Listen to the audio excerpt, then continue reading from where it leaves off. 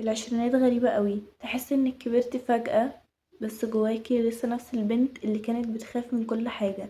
انا فاكرة وانا صغيرة كنت فاكرة ان انا اما ابقى 20 سنة هكون فاهمة كل حاجة، هكون مستقرة، هكون عارفة انا عايزة ايه. بس الحقيقة ان انا تايهة، مش تايهة بمعنى وحش، بس تايهة بمعنى ان انا ماشية ومش عارفة انا ماشية صح ولا لا.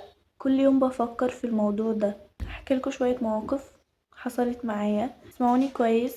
والفيديو ده هيكون طويل شوية، بس بجد هشرح كل حاجة جواكوا وكل حاجة انتوا بتحسوا بيها في الفترة دي. بما اني خلاص انا يعتبر عشرينية، خلاص هكمل 20 سنة، حبيت اقول لكم الكلام ده كله قبل ما تدخلوا ال20. كان عندي صاحبة، مش مجرد صاحبة، كانت كل يوم في حياتي.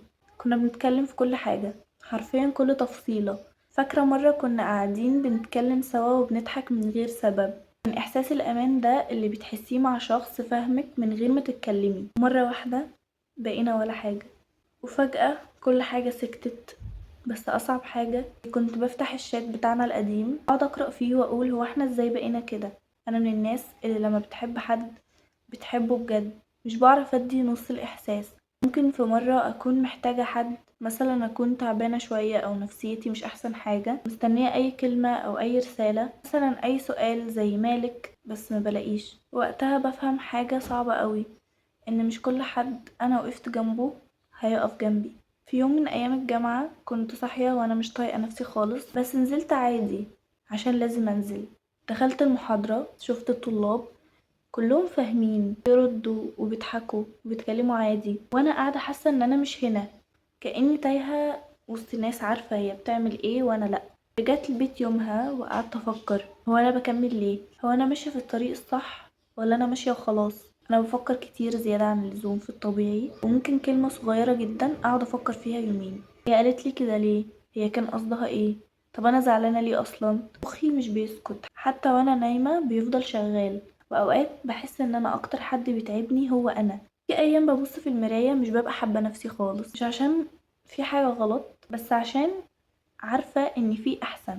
طبعا السوشيال ميديا مثلا بتخلي الموضوع اسوأ بطريقه كبيره جدا. كل الناس بتشوفيها شكلها بيرفكت، حياتهم حلوه، حتى مشاكلهم شكلها حلو، وانا إنسانة عادية بتغلط وتتعب وبتحاول. بس بدأت أفهم إن مش كل اللي بشوفه حقيقي، وإن يمكن أنا كفاية حتى لو مش مثالية.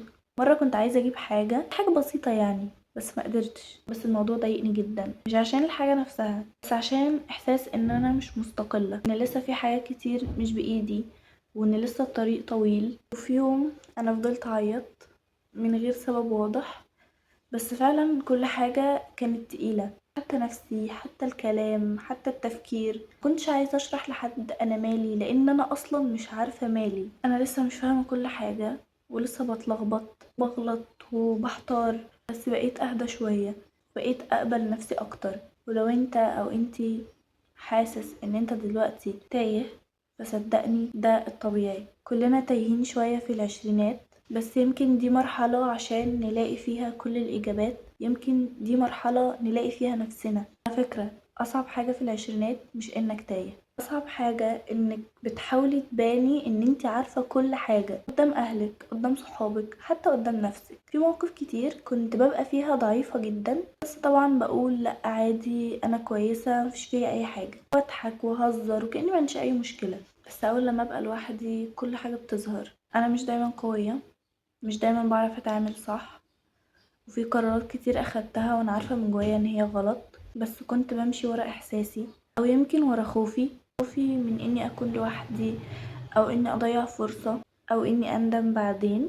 مرة خدت قرار وانا كنت مقتنعة ان انا صح، وبعد فترة اكتشفت ان هو كان غلط، وقعدت الوم نفسي واقول وانا ليه عملت كده. بس بعدها بشوية فهمت ان يمكن القرار ده هو اللي علمني حاجة عمري ما كنت هتعلمها غير لما اعمل كده.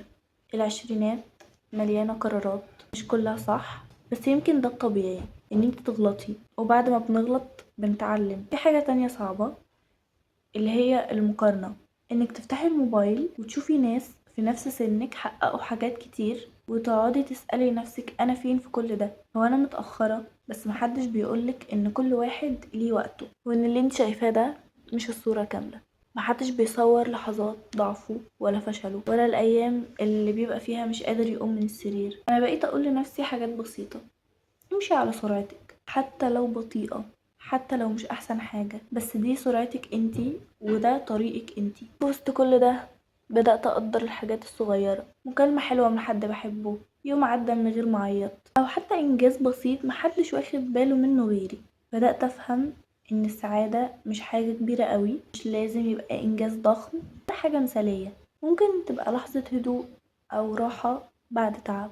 وبرضه اتعلمت أسيب ناس، أسيب أماكن، أسيب حتى أفكار كانت مريحاني زمان بس بقت بتأذيني. مش كل حاجة نتمسك بيها تبقى لينا، في حاجات كل ما بنسيبها بنرتاح أكتر. أنا لسه بتعلم إزاي أختار نفسي غير ما أحس بالذنب، إن دايما كان عندي إحساس إن أنا لازم أراعي الكل حتى لو على حساب نفسي. بس الحقيقة محدش هيجي على نفسه عشانك زي ما انتي بتعملي، فلازم أنا أبقى في صف نفسي حتى لو لأول مرة. في لحظة كده هتلاقي نفسك بتتغيري، حاجات كانت بتزعلك ما بقتش تفرق، ناس كنت متمسكة بيهم بقيتي عادي جدا من غيرهم، كلام كان بيأثر فيكي وبقيتي تعديه. وده مش معناه انك بقيتي باردة، لا، ده معناه انك كبرتي. انا ما وصلتش ومش عندي كل الإجابات، بس يمكن مش ده المهم. يمكن المهم اني بقيت بحاول واقوم حتى لو وقعت. لو في يوم حسيتي انك تايهة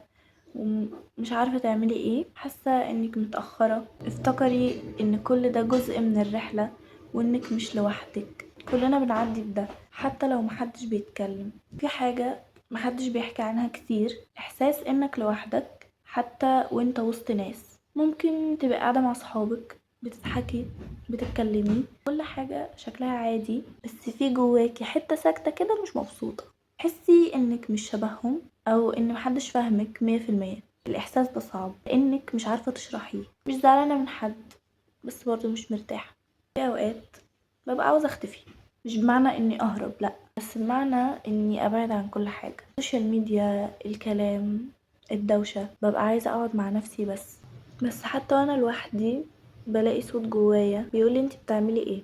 هو ده صح؟ انتي ضيعتي وقت قد ايه؟ عايزة اقولك ان الصوت ده مرهق لانه مش بيقف. اوقات بحس اني متقسمة نصين: نص عايز ينجح ويعمل حاجات كتير ويبقى احلى نسخة من نفسه، ونص عاوز يريح ويهدى ويبطل يجري ورا كل حاجة. في الوقت ده بزعل من نفسي جدا وبقول: هو انا ليه مش عارفة اكمل؟ ليه مش عارفة اكمل حاجة للاخر؟ بس بعدين فهمت ان مش كل حاجة بنعملها لازم تكمل للاخر، وان التجربة نفسها مش فشل. العشرينات بتخليكي تجربي حاجات كتير، تجربي نفسك في حاجات مختلفة، تكتشفي انت مين. مش لازم من اول مرة تختاري صح. في حاجة كمان كلنا بنفكر فيها، هي الخوف من المستقبل. اوقات بقعد افكر: هو انا هبقى فين كمان 5 سنين؟ اكون حققت حاجة ولا هفضل زي ما انا؟ التفكير ده ممكن يخوفك لدرجة انه يوقفك، بس يمكن الحقيقة ان محدش عارف، حتى الناس اللي بيبانوا واثقين بيكون جواهم نفس الأسئلة. بدأت أقول لنفسي: خديها يوم بيوم، مش لازم أعرف كل حاجة دلوقتي. في وسط كل ده في لحظات حلوة برضه: لحظة إنك بتضحكي بجد من غير تفكير، لحظة إنك تحسي إنك مبسوطة لدقايق. اللحظات الصغيرة دي هي اللي بتخليني أكمل. لو في يوم حسيتي إن انتي تايهة أو إن انتي لوحدك أو مش فاهمة حاجة، افتكري إن ده الطبيعي وإنك بتعدي بمرحلة هتخرجك أقوى، حتى لو انتي مش شايفة ده دلوقتي. ممكن بعد فترة تبصي لنفسك وتضحكي وتقولي: أنا عديت بكل ده وبقيت أحسن. في حاجة تانية محدش بيقولها بصراحة: إحساس إنك مش عارفة انتي مين. يعني إيه؟ يعني طول عمرك ماشية بطريقة معينة وفجأة تحسي إنك مش شبه نفسك. حاجات كنتي بتحبيها بقيتي مش طايقاها، ناس كنتي قريبة منهم بقيتي مش مرتاحة معاهم، حتى طريقتك في الكلام أو تفكيرك كل ده بيتغير. ساعتها بتسألي نفسك: هل أنا بتغير للأحسن ولا أنا بضيع؟ والحقيقة إن التغيير ده مش دايما بيكون مريح، بالعكس أوقات بيبقى مرعب، لأنك بتسيبي نسخة قديمة منك مش عارفة النسخة الجديدة دي شكلها ايه لسه. فاكرة مرة إني حسيت إني مش فاهمة حاجة خالص، مش عارفة أنا بحب ايه ولا عايزة ايه ولا حتى أنا ماشية فين. الإحساس ده كان تقيل لأنك بتحسي إنك فقدت السيطرة. بس يمكن دي أول مرة كنت أفهم نفسي فيها بجد، لأن طول ما احنا ماشيين وخلاص مش بنسأل نفسنا، بس لما بنقف نحتار وبنضيع شوية ساعتها بنبدأ نكتشف. اكتشف احنا بنحب ايه فعلا، مش اللي الناس قالت لنا ان احنا المفروض نحبه. اكتشف احنا عايزين نعيش ازاي، مش اللي المفروض نعيشه. وفي النص ده هتغلطي كتير، هتختاري اختيارات وترجعي تندمي، تمشي في طريق وتحسي انه مش ليكي، بس كل ده جزء من انك توصلي صح او توصلي لنفسك. انا بقيت اشوف الغلط بطريقة مختلفة، مش كحاجة تكسف او حاجة اندم عليها طول الوقت. بقيت اشوفه خطوة قربتني من اني افهم انا مين فعلا. في حاجة تانية، ضغط التوقعات، ان كل اللي حواليكي مستنيين منك تبقي حاجة معينة، تبقي ناجحة وتبقي شاطرة وتبقي عارفة طريقك، انت من جواكي اصلا مش عارفة تبدأي منين. حتى الضغط ده اوقات بيخليكي تمشي في طريق مش بتاعك عشان ترضي الناس، عشان حتى تحسي انك ماشية صح، بس الحقيقة ان الطريق ده مش شبهك، هتتعبي فيه مهما كملتي. انا بدأت اسأل نفسي، انا بعمل ده عشاني ولا عشان الناس؟ السؤال ده غير حاجات كتير في حياتي انا كمنة، خلاني اراجع نفسي واعيد تفكير في قراراتي. يمكن لأول مرة احاول اختار اللي يناسبني انا، مش اللي يرضي غيري. ده مش سهل خالص، انك هتخافي من كلام الناس، من نظرتهم، من انك تباني مختلفة. بس يمكن الاختلاف ده مش حاجة وحشة، يمكن هو اللي بيخلينا نكون حقيقيين. انا مش عايزة ابقى نسخة من حد، ولا امشي على نفس طريق حد، حتى لو معناه اني اغلط او اتأخر او اني الف شوية يعني، بس في الاخر اوصل لنفسي. ويمكن ده الهدف، مش اننا نوصل بسرعة، بس اننا نوصل صح. في وقت معين كده كل حاجة بتهدى، الدوشة بتقل، الموبايل بيسكت شوية، الناس كلها تقريبا بتنام، ويفضل انت لوحدك مع كل افكارك. الليل دايما بيطلع الحاجات اللي بنهرب منها طول اليوم، تيجي كلها مرة واحدة كده.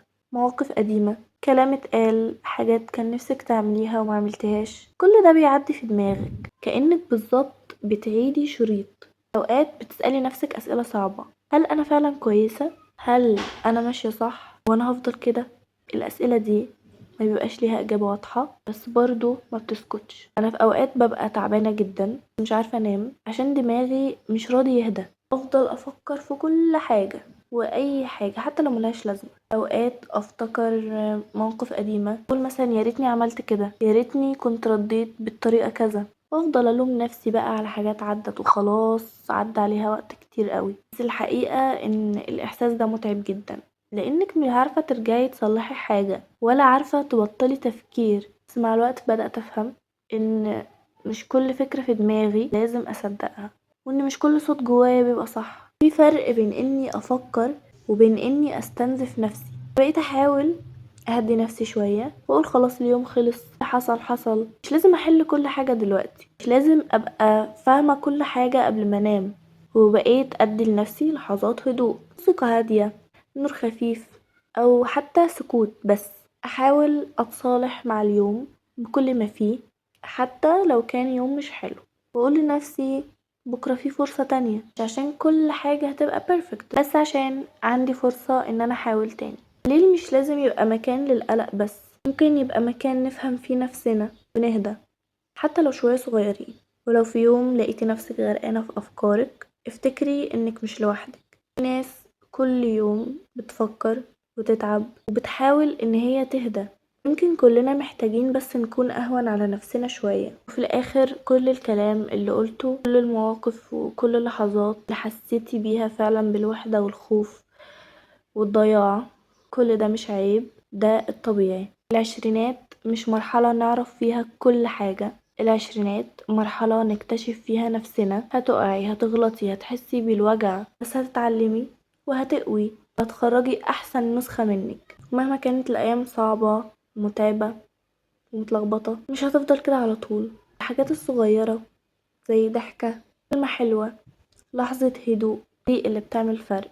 ويمكن أهم حاجة إنك تتعلمي تحبي نفسك، تسامحي نفسك، تدي لنفسك فرصة، حتى لو الطريق ما كانش واضح، حتى لو لسه بتتلخبطي. مش لازم نكون أحسن حاجة، مش لازم نكون صادقين مع نفسنا. في يوم من الأيام هتبصي وراكي وتضحكي، تقولي أنا عديت بكل ده، أنا هنا أقوى وأهدى، فاهمة نفسي أكتر. خلي بالك من نفسك، خلي بالك من الرحلة اللي انت فيها دلوقتي، خلي بالك انك مش لوحدك، وان احنا كلنا بنعدي بنفس المشاعر، بس المهم اننا نكمل ونفضل نحاول. واخر حاجة هختم بيها الفيديو ان العشرينات مش نهاية، العشرينات بداية. اتمنى ان انتوا تكونوا استفدتوا من الفيديو ولو بحاجة بسيطة قد كده. اتمنى ان انتي تكوني فهمتي نفسك اكتر وعرفتي انت عايزة ايه، فهمتي الافكار اللي في دماغك دي انتي بتحسي بيها ليه.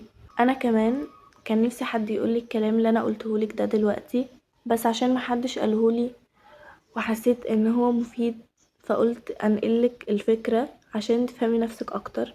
بس اتمنى لكم كلكم بداية جديدة في حياتكم، تحقيق انجازات، حياة سعيدة. اشوفكم في الفيديو الجاي.